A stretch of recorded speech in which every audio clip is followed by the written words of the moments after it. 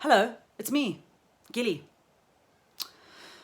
Tell me, how's the family WhatsApp group going? This is a difficult time to be in a family WhatsApp group. Or a friendship WhatsApp group, doesn't matter. Neighborhood WhatsApp group, hard.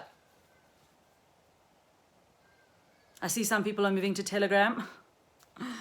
If you think your problems are going to be solved by a new platform, you are sorely mistaken. More platforms, more problems. That's what I always say. I feel like, you know how in the book Sapiens, he wrote about how gossip was a very important part of human evolution. I feel like that's what's going to be said about WhatsApp groups, because I feel like they're actually changing the way that they're changing the makeup of our brains. And in 10,000 years, that's what they're going to write about in that version of that book.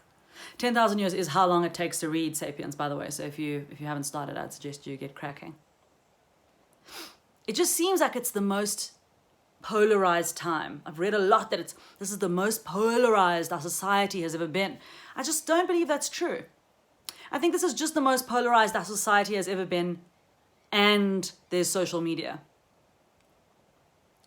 This can't be the most polarized time. Imagine a WhatsApp group during ancient Egypt. I think about my Jewish ancestors, slaves in Egypt. Cousin Jared sends a text to the group and he's like, listen, some of us are thinking of leaving, so I think you should consider coming with us. And somebody else, his uncle in the group, is like, and go where? Exactly, Jared. I don't know if you've noticed, but there's nothing but desert outside. Have you seen a road? And then at the end of the desert, an ocean. What are you going to do when you get to the ocean? Walk through it. Rome, couple of buddies, ancient Rome in a WhatsApp group. One guy's like, listen guys, I got us some tickets to the gladiator fight this weekend. Who's in? And one of the guys is like, okay, listen, I know this is something like we used to enjoy in the past, but I really think we need to like look at the situation, and I just don't feel comfortable anymore watching an innocent man fight a lion. Like I just think it's a little bit barbaric, and we really have to like look at ourselves, I think we have to like check ourselves. And then his friends are obviously separately having a private chat going like, how's this work? I mean, when did he become so sensitive? Everything is so PC with him. We have to walk on eggshells with this guy. Fire? Do you think fire didn't polarize? Imagine the invention of fire.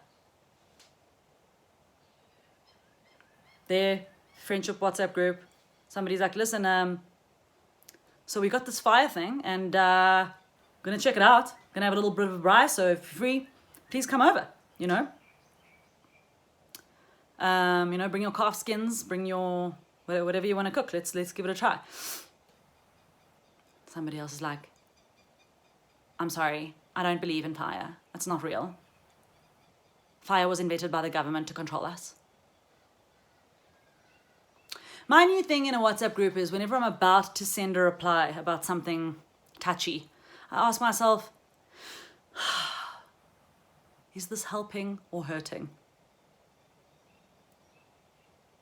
It's a tricky question to answer, because sometimes, like, you've got a racist uncle and you know that you're supposed to speak out against something. But you have to ask yourself, are you really helping the argument, or are you just serving your ego? Because the truth is, you're going to say something to this oak and you're not going to change his mind. You know what you have to do to change your uncle's mind? You have to go over there. You have to like have a conversation, usually about history. Then you have to make him like you. Your uncle doesn't like you. And only then can you start making a difference, which I encourage you to do. I'm not sure. I'm not sure about the WhatsApp group in that context, but it's worth thinking about. If all else fails, I recommend the Serenity Prayer. The WhatsApp group Serenity Prayer goes like this. God, grant me the serenity to accept the WhatsApp groups I cannot leave. The courage to leave the WhatsApp groups I can, and wisdom to know the difference. I hope that helps. See you tomorrow.